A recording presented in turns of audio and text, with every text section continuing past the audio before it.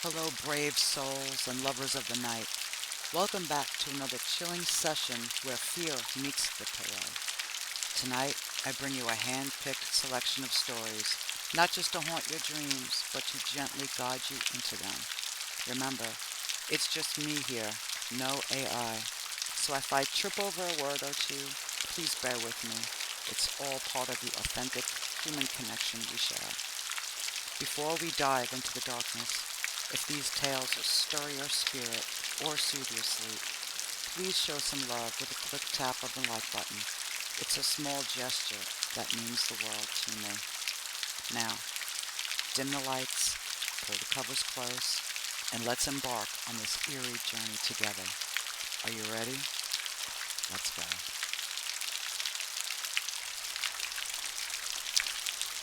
You're gonna give me $100 to sit inside this cardboard box for 2 minutes? I asked, feeling the booze slosh around my brain. It's that simple, the street performer said with a cocky grin. You last 2 minutes inside the box, you get $100. What if I don't make it to 2 minutes? Well, you don't get $100. What's inside the box? The street performer opened the top of the large refrigerator box and, true to his word, it was empty. So what's the catch? My friend Paul said. There's always a catch. No catch. You go in of your own free will. You get out of your own free will.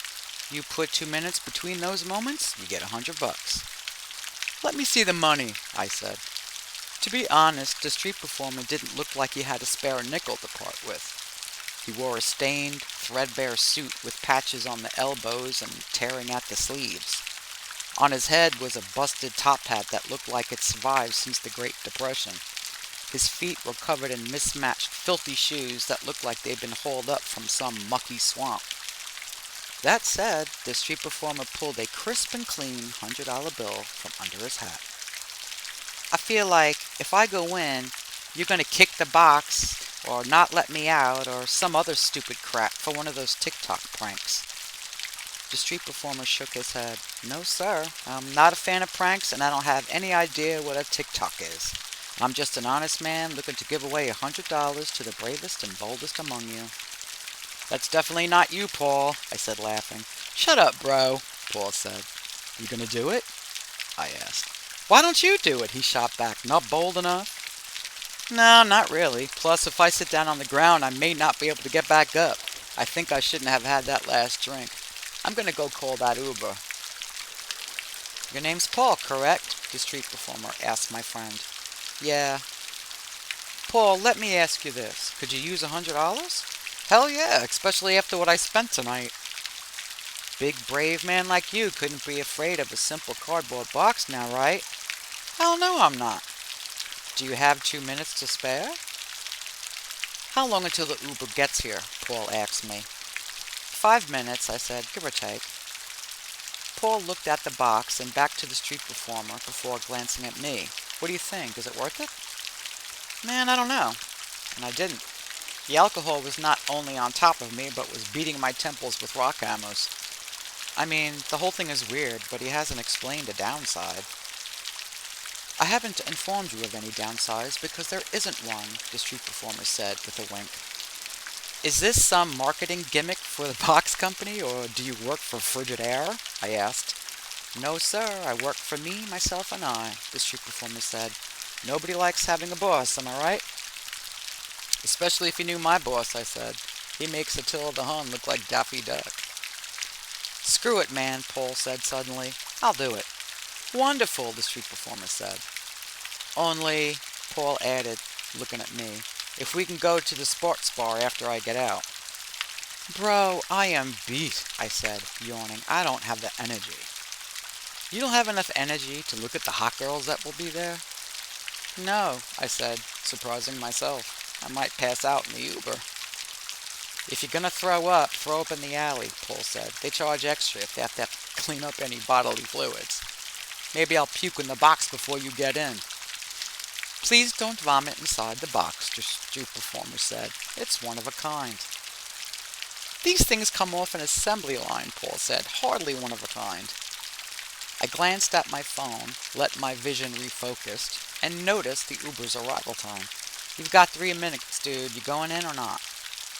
"Let's do it. Who keeps time?" "Time keeps itself. However, I have a pocket watch to assist us," the street performer said, pulling out a beat-up brass pocket watch from inside a suit jacket. "Climb in now. I'll count you down." Paul opened the top flaps and placed one foot inside. He was unsteady on his drunk legs, and I started laughing at his teetering. He flipped me off, steadied himself, and placed the second leg inside. He sat down, shot me a cheesy grin, and said, "I want to go to the bar after. That girl Janina's working there this weekend." "She is not into you," I said. "Yet," he said with a smile, before grabbing the flaps and closing himself in the box. "Your time starts in 3, 2, 1, the street performer said, watching the second hand on his watch spin past 12. "Go!" Paul sat there for a minute before he started chuckling. I couldn't help but join in. What even was this? In a million years, I'd never be able to guess that this is where the night would end, inside a cardboard box. You start by having a few too many cheap domestics during a ball game and end up probably being hustled by a crazy guy in a top hat. "This is so freaking stupid," I said, barely holding back laughter. "Hey, Paul, how dark is it in there?" "Not very," Paul said, his voice muffled by the cardboard. He started a giggle fit again before adding, "I feel like a dumbass." "If the shoe fits," I said. The box suddenly jostled violently. It went still for a beat before rocking back and forth again. From inside the box, I could hear Paul moving and adjusting. "Bro, stop moving," I said. "I'm not doing that," he said. 30 seconds, the street performer yelled out. "Wait," Paul cried. "Wait a second. It just got dark. Really dark." "You can't see the neon light from the bar?" "No," he said, his voice unsure. "Wait. There's some kind of white light off in the distance." "The distance?" I asked, confused. "You're inside a box. The furthest distance is like a foot away." "Hey, Mr. Top Hat, is there a screen hidden in here? Like a TV screen or something?" The street performer ignored him. "What's going on?" I asked. There's something approaching the box," Paul said. "Yeah, the Uber," I said with a drunken laugh. "No, like, there is someone walking towards the inside of the box," Paul said. "It looks like a person, but that doesn't make any sense." His voice went from playful drunk to concerned drunk. He was sloshed, but a small part of his brain was still on guard. It told him there was danger around him, but it didn't make any sense as he was sitting inside a cardboard box on the sidewalk of an empty street. 45 seconds. "Paul, stop screwing around." "Bro, I'm serious," he said. "Some guy, I think it's a guy anyway, is walking towards me. Wait. Oh crap. There are 2, no, 3, 4. I'm surrounded by shadow figures." "Shadow figures?" I asked. "They look like people, but different. You messing with me?" "There aren't any features that I can see. They look like silhouettes." "Dude, stop. The joke's not funny anymore. Get out, okay? The Uber's almost here anyway." "Shh," he hissed. "I think they could hear your voice." I turned to the street performer. "What's going on here? What's the gag?" He ignored me. His eyes stayed trained on the pocket watch's quickly rotating second hand. 1 minute, halfway there," he yelled. I can hear them speaking. It's faint, but what? It doesn't sound like any language I've ever heard." "Paul, enough's enough. Come on out, man. Our ride is turning down the street." "Oh crap, I think they saw me," he said, his voice quivering. "Who's they?" "These shadow figures." "Oh no," he said, fear lacing his words. I heard him start kicking the side of the box from the inside. The cardboard bent with each kick, but never broke. "Get moving," I said. "I'm trying to run, but my body isn't moving." "Dude, you're kicking the box," I said. "That's not me. My body is frozen, and they're coming. Oh my God. Get out of the box, Paul." 1 minute, 30 seconds, the street performer yelled. Best time of the night. One of them is coming for me, Paul said in a panic. Oh God, they have eyes, but not like ours. His eyes. I can see. I can see. Paul trailed off. You can see what? Everything, he said. They're showing me everything. 1 minute 40. The money is as good as yours, stranger. There's fire. It's everywhere. The ground is sizzling. I can feel the heat. It's burning me through my pants. Oh, what is this? Get out of the box now, Paul. The other three are closing in. Their eyes are glowing white. I can see the ends of the earth, the end of the sky, the end of it all. The fires. They burn. Oh, God, they burn. Then Paul started screaming. Not, I stubbed my toe screams, but I'm being murdered and the only person who'll ever hear this is my killer screams. Open the box, I yelled at the street performer, right freaking now. But he didn't move an inch. He kept his eyes trained on his watch. 10 seconds remaining, the street performer yelled. 10. I leaned over and tried to rip open the flaps on top of the box, but they weren't moving. They felt like 1,000 pounds, and I couldn't budge them. I slammed my hand down on the cardboard, and it felt like I just hit concrete. My hand throbbed, but I tried again to rip the box open, to no avail. Push up, Paul, I screamed at the top of the box. Listen to my voice and come for it. 9, 8, 7. Why are you showing me all this? Paul said through sobs. I don't want to watch them all die.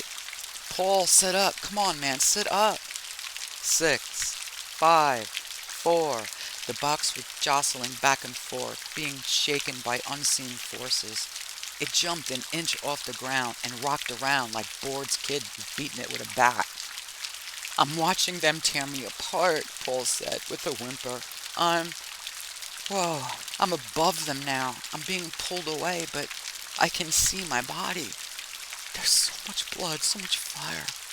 Get out! What's pulling me in the air? Paul asked, his voice sounding distant. 3. Paul, I'm coming. I threw my whole body at the box, trying to knock it on its side. I hoped to see Paul come tumbling out, but when I hit the cardboard, it didn't move an inch. It clanged like it was made from pure steel.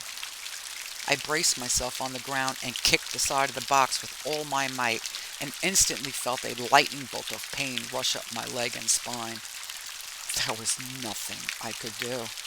2. I'm so high. I can see it. I can see the... Oh my God. No, it can't be.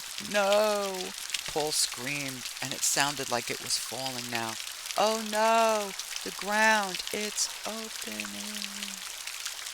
From the sidewalk, I looked up at the street performer with hate in my eyes and yelled, Let him go, you piece of garbage. Open the box.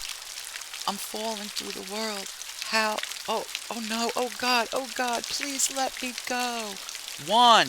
And time, the street performer yelled, raising his hands in victory. The box went still. Paul? You won, the street performer exclaimed triumphantly. The first of the night.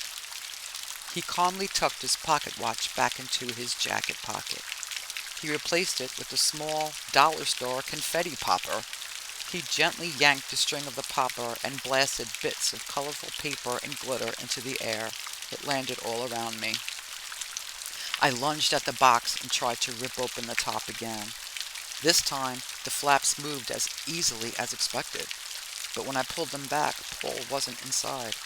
Not a trace of him. The only thing I found was a crisp, new $100 bill. Paul, what the hell, where are you? He's left the box, the street performer said. His 2 minutes were up. I leapt onto my feet, ready to beat the street performer to a pulp. But when I glanced at where he had been standing, poof, he was gone. I hadn't heard him run away or catch a cab or anything. Like Paul, there was no trace of him. It was like he had never been there. From behind me, I heard a car downshift and come to a stop on the curb. There was the familiar whine of an electric window being rolled down, followed by a monotonous voice calling out my name. My Uber had arrived. I looked to where the box was, and that was gone too. All that was left was the $100 bill. You still want your drive? My rider said. Did you see anyone with me? No, he said. There wasn't a man in a busted top hat and a large refrigerator box standing here as you came down the street? I think you made a good decision calling an Uber, buddy, my driver deadpanned, adding, if you puke in my car, there's a cleaning fee, so if you're gonna yak, just do it now, okay? I felt my legs go weak. I didn't know what to do. My friend was gone, and the man who sent him away had vanished. I didn't even know what to say to the police. My friend climbed into a cardboard box and disappeared? No, I'm not drunk. Not anymore. You coming or what? This is my busy time. I looked down at the $100 bill, and something caught my eye. Instead of Benjamin Franklin's face staring back at me, someone had scrawled a note. I picked up the note and held it close to my face. I'd know that handwriting anywhere. It was Paul's. The note read, I've seen the end. You don't make it. Buddy, you coming? My driver asked. Yeah, I said, I'm coming. That was several hours ago. I've been sitting at my kitchen table, staring at the $100 bill. I'm not sure what to do. My mind is mush, and it has nothing to do with the alcohol.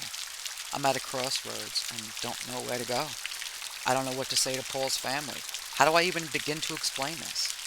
I keep thinking I'm having a nightmare as I sleep one off, but I'm not. I'm sitting stock still in my kitchen as the first rays of the sun turn the black sky purple. There's a vice around my heart, a profound loss for my friend, and fear for the message he left behind. I've seen the end. You don't make it. You try falling asleep after this.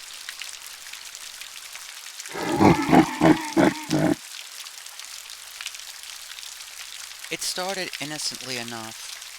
I had been using the same old mirror in my bedroom for years, always glancing at it as I got ready each morning. But last Thursday, something changed. When I looked into the mirror, my reflection was off. It blinked a second later than I did. It smiled a fraction too wide. At first, I blamed the lighting or sleep deprivation. But last night, the reflection didn't move at all. Instead, it just stared at me, expressionless. I waved my hand in front of it, but the reflection just stood there, its eyes following me around the room. I was too scared to sleep.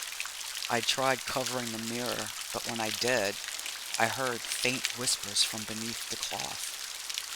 By dawn, I couldn't take it anymore. I ripped the cover off, and what I saw made my blood run cold. It wasn't me staring back. The face in the mirror was gaunt, with hollow eyes and a twisted grin, mouthing words I couldn't hear. I turned to run, but I felt cold hands on my shoulder, even though the room was empty. Now, the mirror is showing something else, a dark, empty room that looks exactly like mine, but in the corner, there's a shadowy figure standing there, waiting, and every time I glance away, it gets a little closer. I haven't slept in days, but tonight I think I'll have to face it, because the figure in the mirror isn't just in the reflection anymore. It's standing at the foot of my bed.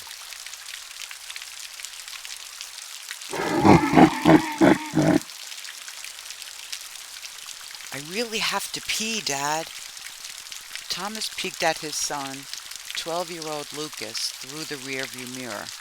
It was easy to tell that the kid meant every word he said. Just when he thought nothing could top getting lost in the dead of night, far away from civilization, this happens.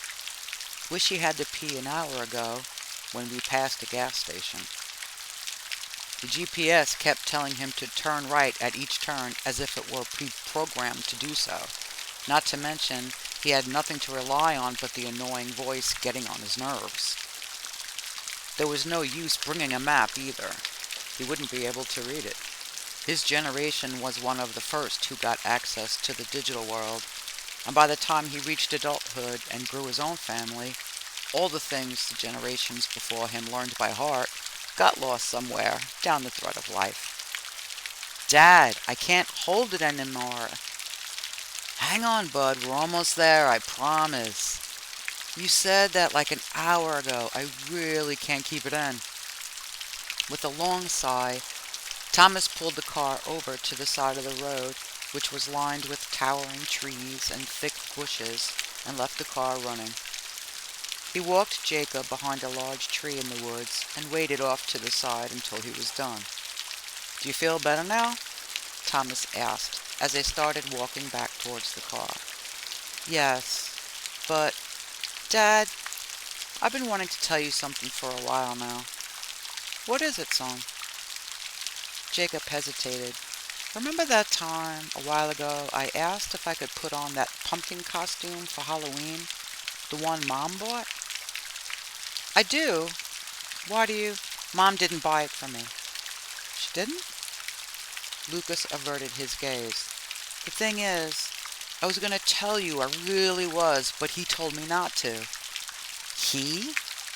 Thomas couldn't help but lean forwards upon hearing the distress in his son's voice. Who are you talking about? The man with the bunny mask. You said you'd be very angry if I told you about him. The man with the bunny mask? What are you talking about? He said he'd give me a gift if I kept my word. And it worked, Dad. It really worked. Hold on a second, Thomas said, no longer able to hide the confusion in his voice. What do you mean? Lucas? His voice trailed off as he turned around to follow his son's gaze. What are you looking at, buddy? There was no one there except their car with the headlights on. Lucas? Lucas, what are you looking at? Lucas's voice fell to a whisper. He brought Mom. Look, she's right there, in front of the car. Dad, can't you see her? She's... His eyes grew narrower. Wait a minute. Why is Mom crying? She's supposed to be happy. Thomas rapidly spun around. The harrowing cries came from all directions. Was it wasn't a cry of despair or joy? It was one fraught with horror. The headlights switched off. Everything plunged into darkness. Wait a minute. That's not Mom. Dad, that's not Mom. He lied to me. Lucas? Son? Look at me. What? No, don't cry. There you go. Let's calm down and talk about this, okay? Lucas, you gotta answer me. Yes, Dad. Alright, good boy. Now, tell me what's going on. Who is the man in the bunny mask? What did you promise him? He said he'd bring Mom back, but he lied to me, Dad. I know, it's okay. You didn't know he'd lie, right? The screams grew louder. He's hurting her, Dad. We need to do something. Thomas seized him as he started to return to the car, which he could barely see in the pitch-black darkness. We gotta stay here and not make a single sound, okay? But, Lucas, promise me. He nodded. Thomas loosened his grip and placed a kiss on his head before letting go. What did you promise the man in the bunny mask, Lucas? Lucas leaned in and pulled him by the ear. He said Mom's in pain and that she doesn't like being cold. If I only did as he told me, he said he'd bring her back to us and that we could become a family again. What did you do, Lucas? It's okay, buddy. Everyone makes mistakes once in a while. I certainly did when I was your age. You can tell me. That pumpkin costume.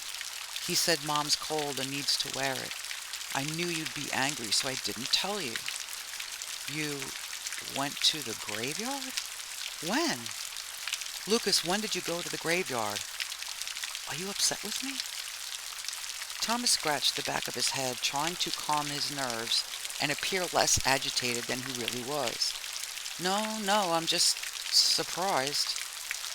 2 days ago, I went there with the man with the bunny mask. You did what? I know I shouldn't have, and that you told me not to speak to strangers.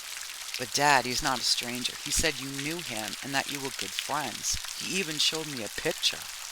Picture? Lucas nodded. He said you'd remember him by his bunny mask. Thomas slowly backed away as memories started to flood his mind.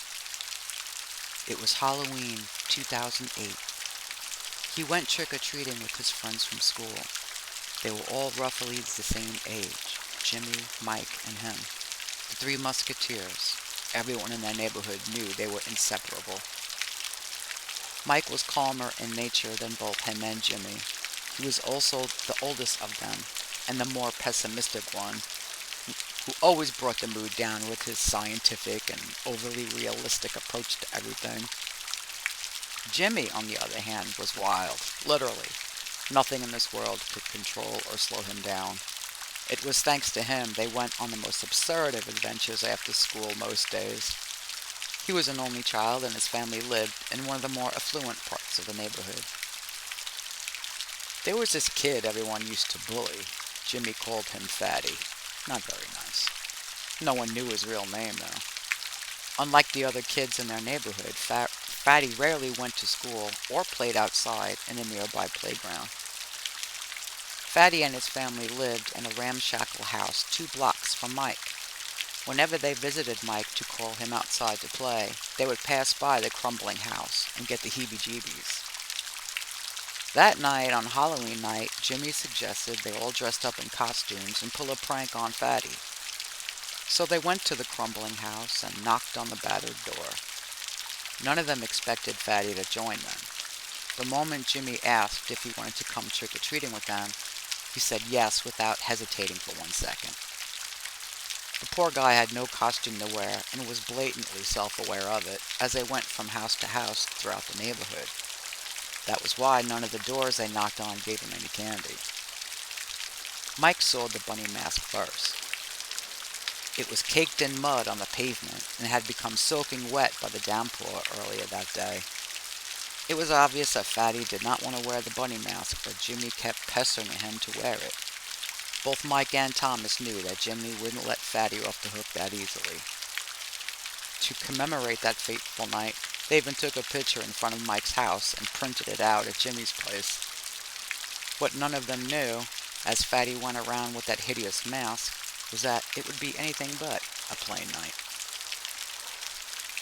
The next day was the day after Halloween.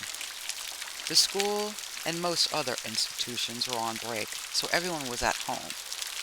His big sister, Kathy, was the first one who noticed that the local news had breaking news of their neighborhood.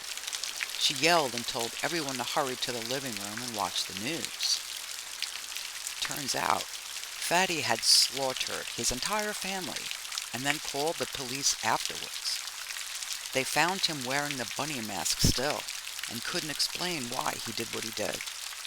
Apparently, after having a chat with Jimmy and Mike, Thomas learned that the poor kid had said, "The mask made me do it." When the authorities brought him to juvie and locked him up for good, there was but one thing he kept repeating: "This is not the end. This is not the end." Thomas snapped back to reality. When the memories dispersed, he realized that Jacob was no longer there. He turned around and came face to face with the shock of his life. Fatty and Jacob were right in front of him, and he watched in horror as Fatty forced the bunny mask over his son's face. As they met eyes for the first time in many years, a wolfish grin appeared on Fatty's face. It was no longer concealed behind the hideous mask. As his son drew closer, with a knife clutched tight in his hand, Fatty went up in smoke and disappeared. That was when he noticed something. The woman lying on the ground, right in front of the switched-off headlights, was his wife. The crooked knife, it was already plunged in crimson blood. Now it all made sense. That fateful day last year, when he went out of town on business, it wasn't a robber who took her out and made him a widow. Just for how long had his son been in contact with Fatty? He'd probably never know. Moreover, what had become of Mike and Jimmy? Now that he thought about it, he hadn't heard from either of them since his wife passed away. What day was it again? Right, it was Halloween night. just like it is today.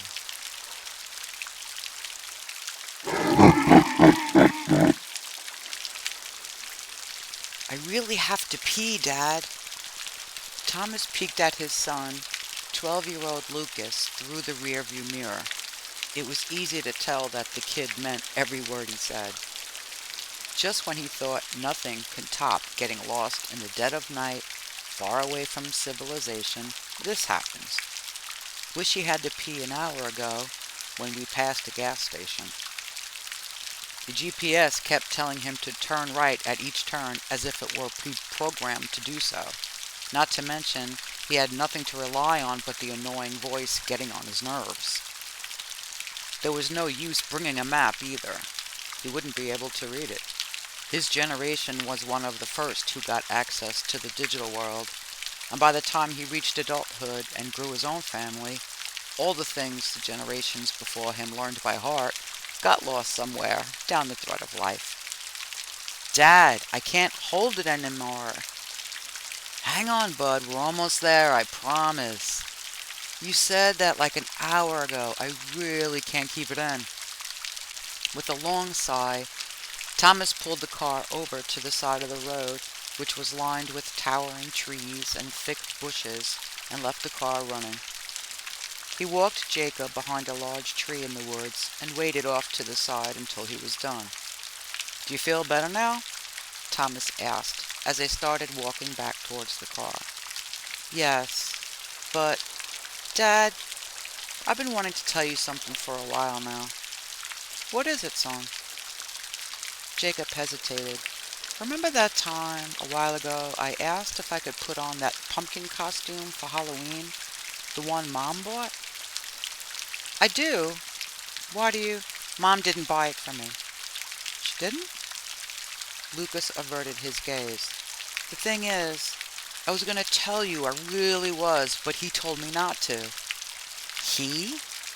Thomas couldn't help but lean forwards upon hearing the distress in his son's voice. Who are you talking about? The man with the bunny mask. You said you'd be very angry if I told you about him. The man with the bunny mask? What are you talking about? He said he'd give me a gift if I kept my word. And it worked, Dad. It really worked. Hold on a second, Thomas said, no longer able to hide the confusion in his voice. What do you mean? Lucas? His voice trailed off as he turned around to follow his son's gaze. What are you looking at, buddy? There was no one there except their car with the headlights on. Lucas? Lucas, what are you looking at? Lucas's voice fell to a whisper. He brought Mom. Look, she's right there, in front of the car. Dad, can't you see her? She's... His eyes grew narrower. Wait a minute. Why is Mom crying? She's supposed to be happy. Thomas rapidly spun around. The harrowing cries came from all directions, but it wasn't a cry of despair or joy. It was one fraught with horror. The headlights switched off. Everything plunged into darkness. Wait a minute. That's not Mom. Dad, that's not Mom. He lied to me. Lucas? Son? Look at me. What? No, don't cry. There you go. Let's calm down and talk about this, okay? Lucas, you gotta answer me. Yes, Dad. Alright, good boy. Now, tell me what's going on. Who is the man in the bunny mask? What did you promise him? He said he'd bring Mom back, but he lied to me, Dad. I know, it's okay. You didn't know he'd lie, right? The screams grew louder. He's hurting her, Dad. We need to do something. Thomas seized him as he started to return to the car, which he could barely see in the pitch-black darkness. We gotta stay here and not make a single sound, okay? But, Lucas, promise me. He nodded. Thomas loosened his grip and placed a kiss on his head before letting go. What did you promise the man in the bunny mask, Lucas? Lucas leaned in and pulled him by the ear. He said Mom's in pain and that she doesn't like being cold. If I only did as he told me, he said he'd bring her back to us and that we could become a family again. What did you do, Lucas? It's okay, buddy. Everyone makes mistakes once in a while. I certainly did when I was your age. You can tell me. That pumpkin costume. He said Mom's cold and needs to wear it. I knew you'd be angry, so I didn't tell you. You went to the graveyard? When? Lucas, when did you go to the graveyard? Are you upset with me? Thomas scratched the back of his head, trying to calm his nerves and appear less agitated than he really was. No, I'm just surprised. 2 days ago, I went there with the man with the bunny mask. You did what? I know I shouldn't have, and that you told me not to speak to strangers. But Dad, he's not a stranger. He said you knew him and that you were good friends. He even showed me a picture. Picture? Lucas nodded. He said you'd remember him by his bunny mask. Thomas slowly backed away as memories started to flood his mind. It was Halloween 2008. He went trick-or-treating with his friends from school. They were all roughly the same age, Jimmy, Mike, and him. The three musketeers. Everyone in their neighborhood knew they were inseparable. Mike was calmer in nature than both him and Jimmy. He was also the oldest of them, and the more pessimistic one, who always brought the mood down with his scientific and overly realistic approach to everything. Jimmy, on the other hand, was wild, literally.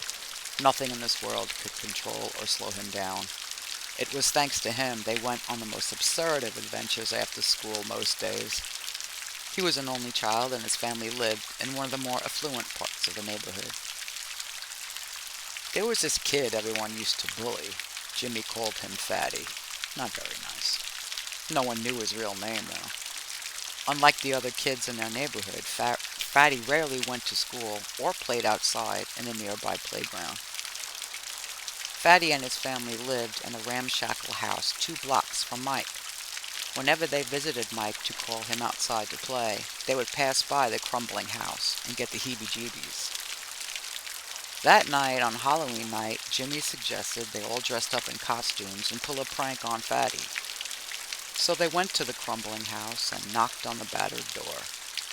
None of them expected Fatty to join them. The moment Jimmy asked if he wanted to come trick-or-treating with them, he said yes without hesitating for 1 second. The poor guy had no costume to wear and was blatantly self-aware of it as they went from house to house throughout the neighborhood. That was why none of the doors they knocked on gave him any candy. Mike saw the bunny mask first. It was caked in mud on the pavement and had become soaking wet by the downpour earlier that day.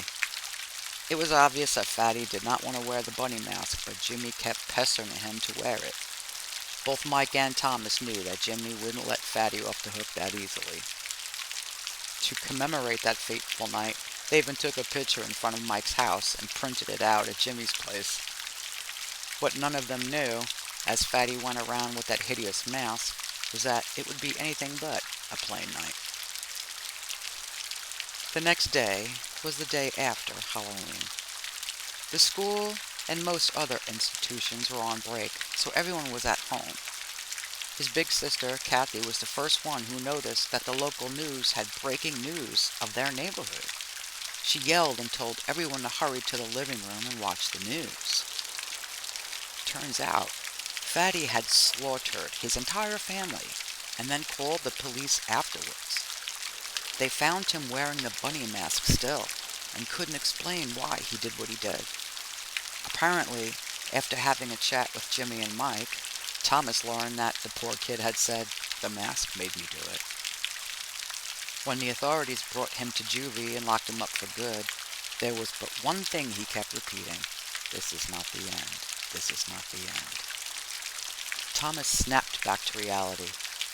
When the memories dispersed, he realized that Jacob was no longer there. He turned around and came face to face with the shock of his life. Fatty and Jacob were right in front of him, and he watched in horror as Fatty forced the bunny mask over his son's face. As they met eyes for the first time in many years, a wolfish grin appeared on Fatty's face. It was no longer concealed behind the hideous mask. As his son drew closer, with a knife clutched tight in his hand, Fatty went up in smoke and disappeared. That was when he noticed something.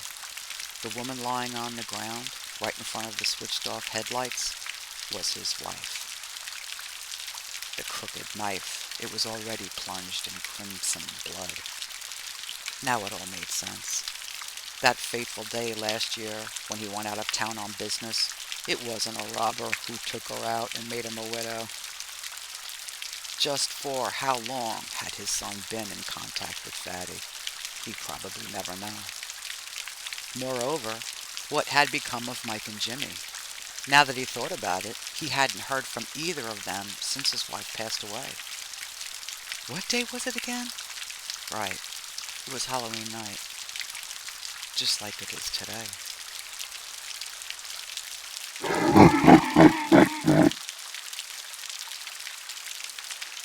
I'm an officer for the London Police Force, so as you can imagine, I get called out a lot while on patrol. Now, I'll be the first to admit that I've seen some weird stuff on the job.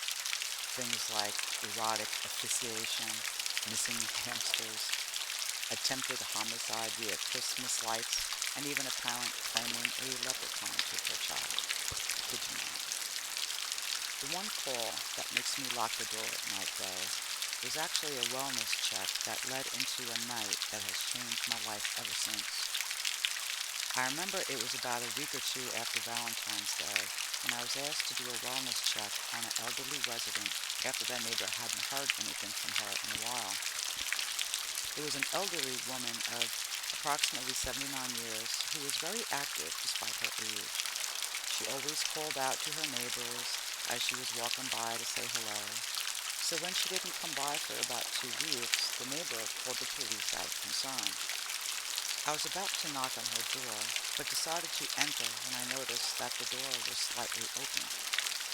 I was immediately hit by the smell emanating from the small bungalow and had to fight just not to gag. I pressed on regardless, granted after covering my nose and mouth with my arm, and found the elderly woman in a large armchair, dead. I assumed she had passed naturally until I had found multiple empty bottles of pills around her kitchen. This poor woman had lost her husband 3 years earlier to natural causes, but being alone for Valentine's Day had clearly just been too much, and she took one too many. Because this was 2 weeks after she died, her body had become decomposing in the chair, hence the horrid smell. This didn't affect me too much because I had had to deal with decaying victims quite a few times before. Despite that, please seek help and support if you ever feel this despondent. It is not the answer, and there is someone out to help you. Just so you know, you're not alone. Now, I turned to leave and radio it in, but I stopped dead in my tracks when I saw the door to her bathroom slowly opening. I knew it was closed because I had closed it while performing the regular routine of checking the rest of the house. There was nothing strange in her bathroom when I checked before, I'd like to add. But as the door slowly creaked open, like it was a freaking horror film, I saw a man standing in the doorway, facing away from me. I just stood there, frozen with fear because someone had just appeared in the bathroom. I eventually gathered my wits and choked out the words, "Sir, please turn around slowly so I can see your face." I was going to ask him how he got in there, but he just stood there, motionless like a statue. I slowly started to approach him, but he suddenly started to move, extremely slowly, but moving all the same. "Sir, how did you get in here?" I asked. Still no answer. The noise I heard next still makes me shiver, even to this day, and despite everything I have seen as an officer. A deep cracking noise coming from the man, like that noise celery makes when you break it, but being made by this man's neck as it bent and worked until he was facing me. His head was upside down, staring at me, despite his body from the neck down not having moved an inch. His face was just, I don't know how to describe it. It was even more unnatural than the fact that his neck should be broken at the 180-degree angle it had turned.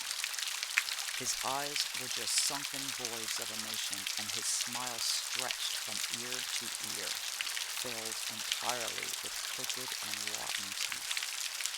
Before I could do anything else, though, the door just slammed shut with enough force to splinter the wood. Shaking like a leaf, I ran out of that house and made my way back to the car and radioed in assistance. When the cleanup crew arrived, they said there wasn't anything out of the ordinary with the bathroom, save for the splintered wood. The elderly woman's body was removed, the neighbor was informed, and the paperwork was filed so everything went on as normal.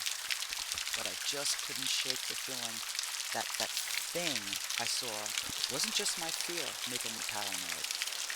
Since then, I've always heard that cracking noise and seen him out of the corner of my eye every time I find someone deceased after a call. I'm still with the police force and I'm currently awaiting a promotion, but that evil, smiling man thing still stalks me at times of death. I apologize if this was a long story, but this is the only place I'll be believed for what I know I saw.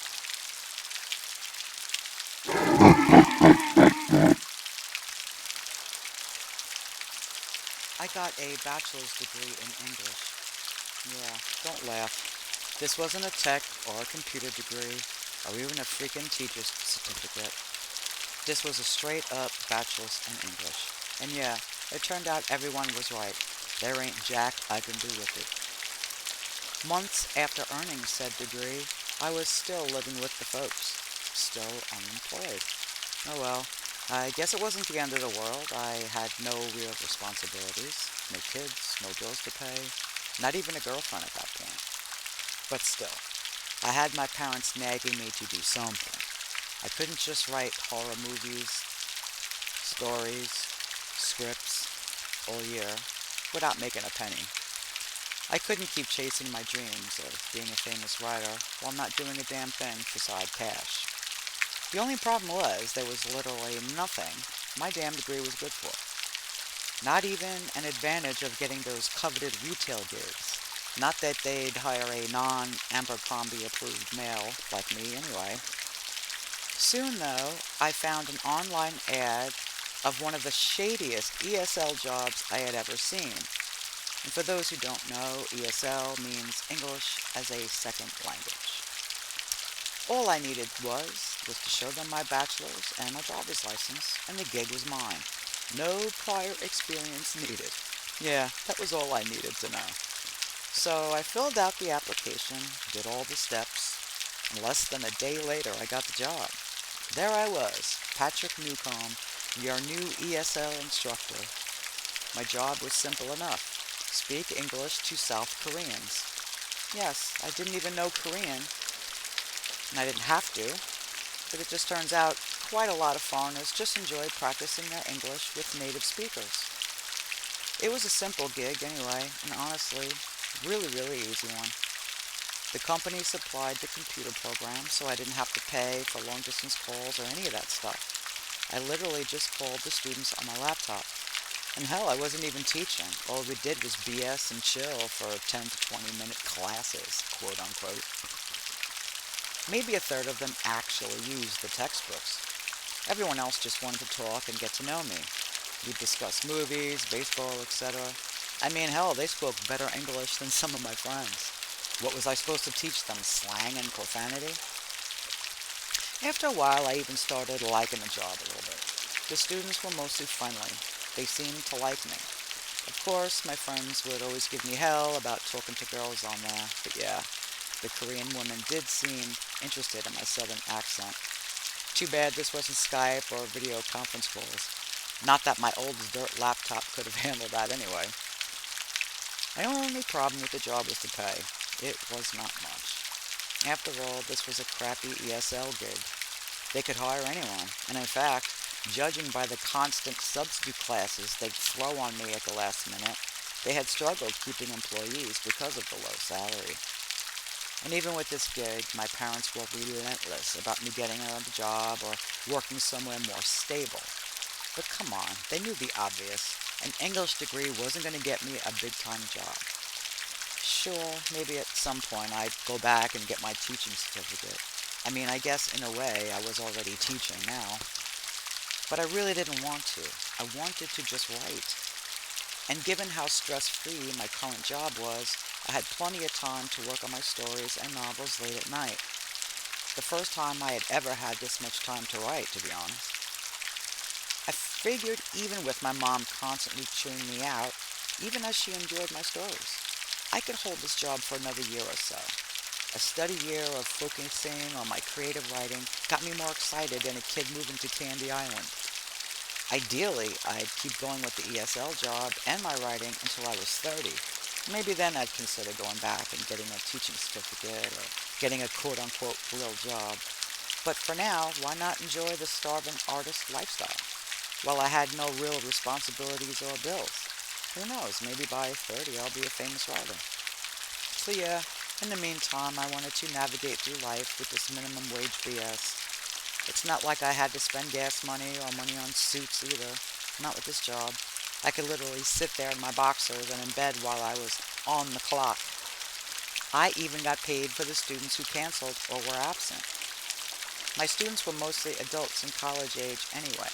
This wasn't a daycare service. I had it easy. Heck, at this rate, I'd probably even consider talking to North Koreans. The only problems I ever had were with my spotty connection. I lived out in the country. No neighbors but woods for miles. My parents and I lived in Stanton, Georgia, and while we were 10 minutes from town, it was pretty isolated. So yeah, our options for Wi-Fi were limited. I always had to use my personal hotspot on my phone, but our service still sucked. There were times where my phone calls ended abruptly, the calls didn't go through, and even weirder times where the connection went into slow motion so I'd hear my students talk to me in a robotic cadence. I got a kick out of it, but still it was frustrating, especially when the connection problems only seemed to happen when I called the few people who actually gave a crap. And like self-righteous snitches in high school, these snitches always made damn sure to report me to my supervisors. Not that my bosses cared, they really didn't. Even as someone who wasn't a great teacher and who had spotty internet, I had all the leverage at work, because who else would they get to consistently do this gig at this pay? The fact that I could breathe made me one of the company's more valuable assets. So over the next few months, I kept on calling. My schedule had me working weeknights. I usually called the same people, along with a few substitutes my supervisors would hurl at me at the last minute. And this all went on just fine, like an annoying office job within the stress-free confines of my upstairs bedroom. I could even get some writing done in between classes. In November, my parents were going out of town for a couple of days. I was home alone on a Thursday night, which was Friday morning in Korea. This was my last shift before I had the whole weekend off. I guess I should have been excited to have the house to myself for the weekend. But with not a lot of friends to hang out with, it was really nothing special. Just my usual time to write. Not that it was a bad thing. After all, it's what I always did. Me, the isolated artist. The only bad thing was being out here by myself, which could be scary sometimes. There wasn't a whole lot of lighting outside other than our security light. No street lights anywhere near the driveway or on the long dirt road. God forbid if the power ever went out, I'd be trapped in the darkness of a Georgia cave, not to mention trapped with the suffocating silence outside. Combine all this with my creative dark mind, and yeah, I had my fair share of sleepless nights. Plus, my room was the only bedroom upstairs, an isolated fortress, if you will. Then again, I was a night owl. Movies and writing were all I needed, and now the ESL gig helped take my mind off our creepy surroundings. Between this gig, the beer, and my writing, I was going to be fine in my upstairs fortress. I was safe. And as my last shift was winding down, I indulged in all my favorite things. Having this sort of job allowed that. I had my Miller Lite in one hand, while my distracted eyes watched The Night of the Creeps on the flat screen. 2 tabs were open on my laptop, one for the ESL gig, the other for the latest chapter in my haunted house novel. The perfect job. For the first time in weeks, I hadn't had any connection issues either. I even got a few cancels and absentees. Things were going great. My last student liked to talk. A lot. And I gladly let him. I barely paid attention to a word he said. But hey, at least I was friendly. Yeah, that's great. Oh, I understand. Damn, really? These were my go-tos during such talks. He always ranted about his girlfriend anyway, an endless tirade. All the while, my eyes stayed on the 80s cult classic. The exploding brains made me cackle with drunken laughter. Hopefully my student had made a joint at that point. Right when I was about to celebrate the end of the psychotherapy session with the smash of the hang-up button, my supervisor messaged me on Google Hangouts. Substitute needed at 7:30. Hell, I thought. So much for finishing up this movie in peace. I hung up what was supposed to be my final call. Then I had less than a minute to prep for my next student. Nice. The site told me his name was Chuck. Obviously, his English name. Just another office drone for me to BS with. Disappointed, I finished off my beer. At least I had 4 more. Right before I drunk dialed old Chucky baby, I popped another top. I felt like a jaded caretaker at this point. Just one more class, Patrick, I said to myself. To my relief, I got no answer on the first call. Too bad, though, I had protocol, aka the insane system of calling 3 times for 10-minute classes and 6 times for the 20-minute classes. And yes, my supervisors kept track. Somehow, in some way, they could, like an ESL big brother. I called Chuck again. Right before I could get enough rings to hang up, the jerk answered. All I heard on the other end was static. Not the usual spottiness you'd get from an international call either. I mean like downright television from hell static. I cringed at the blaring noise piercing my ears like knives. However, I didn't panic. If this kept up for 15 more minutes, so be it. I'd just take my headset off and get paid. Taking my time, I moved my cell around in a pathetic attempt to get a better signal. Just my luck, it improved instantly. Great. The static was now lower, adjusted. It stayed in the background like a somber Greek chorus. Incessant, but at least it was no longer overwhelming. Hey, I said dejected, how are you? Finally a voice emerged on the other end. Hello? The male voice said, his voice low and cautious, like he was paranoid of eavesdroppers. Is this Chuck? I asked, utilizing my ultra-fake friendly tone. He stayed silent on the other end. I heard some movement and rustling, the lingering static from the background as well. Chuck, I said, is this Chuck? My patience was wearing thin, but I kept using my cheerful voice. He probably thought I was a telemarketer at this point. I thought I heard some stumbling on his line. Most of my dedicated students would do these calls while they were working or walking somewhere. I'm sure Chucky was no exception. Chuck, I said once more. Finally, the voice returned. Still low, but clear. Yeah, Chuck speaking, he said. Amidst the awkwardness, I introduced myself. We talked for a little while. Boring topics, how are you, etc. The routine I had perfected for all my sub-classes. Chuck's footsteps and movement overpowered the static for the time being, as did his precise voice. I gotta say his English wasn't bad, even when he kept his voice at a harsh murmur. Then again, that wasn't really weird. Hell, I've talked to elementary school clients who spoke better English than most of my friends, so this was really nothing out of the ordinary. Maybe Chuck was from America? That being said, our conversation was a stilted struggle.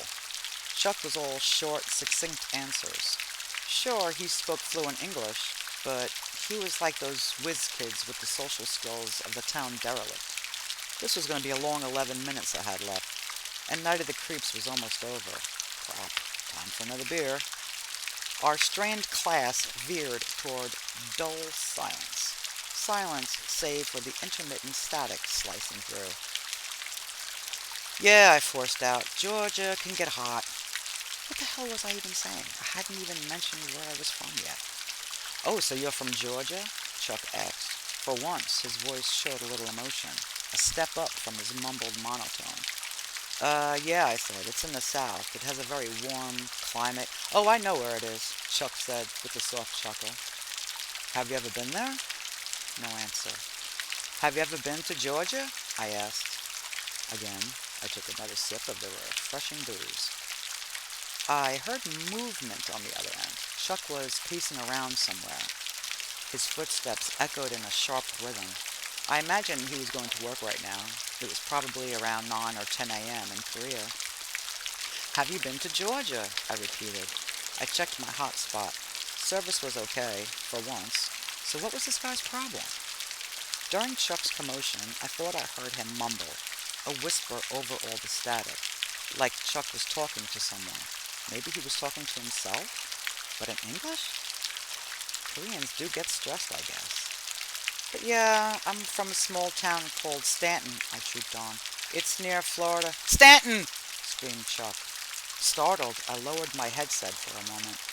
That yell got me worse than the static. Chuck's voice a frightening jump scare for the ages. Stanton!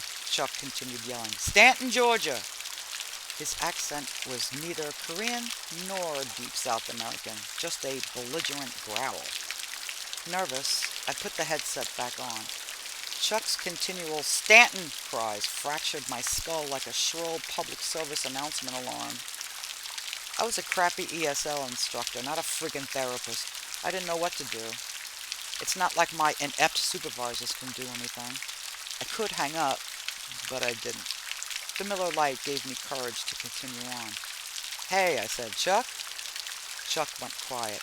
The continual static in the background felt like a soundtrack at this point. Hey, what's going on? I asked him, somehow still in polite instructor mode. Then I heard low groans. Painful groans and cries hit my ears, but they sounded so distant, like they were far away from the phone. And all the while, Chuck never said a word. What the hell was going on in South Korea, I wondered. Yet I had the gusto to keep on going. Listen, Chuck, if you want to cancel, we can just talk tomorrow, I stammered out. God, I wanted him to cancel. I heard more staggering and stumbling around, like Chuck was having a breakdown in his office. Chuck, I began. A ferocious grunt interrupted me. Then a scuffle and struggle overpowered my headset. The noises all sounded further away, as if Chuck had left his phone on his desk or on the floor. Hey, are you there? I yelled. My eyes strayed to my cell phone's clock. Just a few more minutes of this craziness left. Hello, Chuck? The loud struggling continued, the mumbling, the cries. I heard something sliding along a hard floor. Stuff fell to the ground. Are you there? I started. Stanton! I heard Chuck scream. A violent puncture and bursting noise erupted on the other end. I heard painful groans flow through my headphones. Stunned, I went silent. Sure, I was only familiar with horror movies, but I was positive that puncture was done by a knife. I don't know what the hell the blade hit, but that loud stab sound was brutal and efficient. I was left in a state of confused fear. Before I could react, I heard another quick stab, then another, this one louder and more sadistic than any of the others. Long, agonizing cries followed. Another strike from the blade only intensified the groans and cries. Horrified, I just listened to the cries. They sounded more agonizing than the wail of a dying animal. I didn't know what to do. How do you call the police when a massacre is happening across the planet? I could hear the final stab going so deep, like a violent final chord. Then the tormented groans began to fade into the static. Panicking, I sent a quick message to my bosses on Hangouts. I told them something was wrong with this call. Chuck was hurt or in trouble or something. Just something wasn't right. In a weak attempt to play everything off, a frantic Chuck stumbled to the phone. Hey friend, he said with a weak chuckle. Sorry about that. I could hear him give deep, exasperating breaths. They were now the prevailing noise, not the groans, cries, or stabs. Trying to calm my nerves, I took another sip of booze. So what was that? I asked in my ultra-fake friendly tone. What happened? Chuck didn't respond. The deep breathing overtook his forced chuckle. Hell, the breathing overtook everything, and it sounded more and more violent with each round. I checked Hangouts. My useless bosses still hadn't responded. Typical. And I still have a couple more minutes with this lunatic. "Are you okay, man?" I asked Chuck. Regardless of how much I tried to play off what the hell I just heard, I couldn't hide the trembling fear in my voice. Not even my ultra-fake friendly tone can do that. Chuck must have known. His deep breaths continued. Breaths so deep and steady I could feel the breathing pouring in from my headphones. "Are you okay, Chuck?" I said. And then Chuck's breathing stopped. The static hit me for a second. Finally, Chuck gave me an answer. "I'm not Chuck." With that, he hung up. In that chilling instant, everything went straight to a cold dial tone. No static, no breathing, no cries, no Chuck. I was back in America, home alone in my bedroom fortress, but for once, I wasn't excited that class was over, or that the weekend was upon me. I was terrified. My eyes looked back at Chuck's profile. An internal debate raged within me over whether to call him back, but before I could dial his number, my phone startled me with a jarring vibration. I checked it. It was a Google Hangouts notification. One of my bosses had replied in her typical English. "Chuck complained, call no go through. He can't hear you. Check your connection." That answer sent a surge of terror through me. The cries and stabbings all came hurtling back through my scared mind. If that wasn't Chuck, who the hell answered my call? I yanked off the headphones and grabbed my phone. My next discovery somehow sent my heightened fear into a new stratosphere of horror. Throughout the ordeal, I had been too confused and scared to check my hotspot icon. At the very top of my phone, the icon revealed there were 2 connections, and I was the only one home. Or so I thought. As if on cue, lumbering footsteps erupted downstairs. My heart sank. Listening closely, I could hear that familiar mumbling, the groans, stuff falling off shelves, and yes, I heard freaking stabbing sounds hit the walls with reckless fury. Rather than static, I now had mental alarms blaring through my mind. In a frenzied panic, I muted the TV. I heard the footsteps rushing up the stairs. The intruder was attacking my fortress, and he had a knife. I hit an instant panic. I would have lost it much earlier if not for the alcohol. Dropping my half-filled can, I jumped off the bed and ran for the door. Booze splattered across my floor, but I didn't care. Not when those ferocious footsteps were ever so close to my hideaway. Right when I heard the intruder snag the doorknob, I turned the lock just in time. But the victory was short-lived once Chuck yelled in anguish behind my vulnerable barricade. He started slamming his fist against the door, rattling it with each hit. The doorknob rapidly shook like it was possessed. Trembling, I dialed 911. In the upstairs hallway, the madman sliced at the door. The shrill scrapes were so unsettling. The blade sounded so damn sharp. The 911 dispatcher kept me calm as best he could. All the while, my eyes stayed honed in on that door, on the shaking knob, the door that looked like it'd cave in at any moment. Like a desperate animal, the intruder clawed at my door with long fingernails. I heard him grunt amidst that violent, heavy breathing. He kept rattling the doorknob in an incessant fashion. The dispatcher had me holler everything I could at Chuck. In my drunken state, it wasn't too difficult, even for someone who was usually timid like me. "I got the police on the phone. Get out!" I yelled with intoxicated glory. I heard the crazy bastard going ballistic in the hallway, knocking everything over and stabbing the hell out of the walls. His rampage punctuated by animalistic growls. The intruder's breakdown was an overdrive. I never thought I'd be so eager to see the police, but there I was experiencing the longest wait of my entire life, all alone in my room. My sweaty palms held my cell in one hand and my nearly empty beer can in the other. Yes, the same warm beer I had spilled earlier. If I was going to get slaughtered, might as well get even drunker. The whole time the dispatcher kept me focused. He gave me hope at least. And at some point, I heard Chucky headed back downstairs, his steps weary like a predator who'd grown tired. of chasing his elusive prey. But I could still hear him flare up downstairs during those long minutes I waited. The madman's cries echoed through the night like a baying wolf. But thankfully, he never came back up for his meal. Not that I still wasn't beyond scared. That poor dispatcher had to put up with me. I was a handful sober, much less drunk and terrified. Finally, the police came barging in. You'd think in a town this small, they'd have gotten here sooner, but I can't complain, not now at least. To my surprise, Chuck was still there when they arrived, still downstairs hacking things up, still screaming at the night.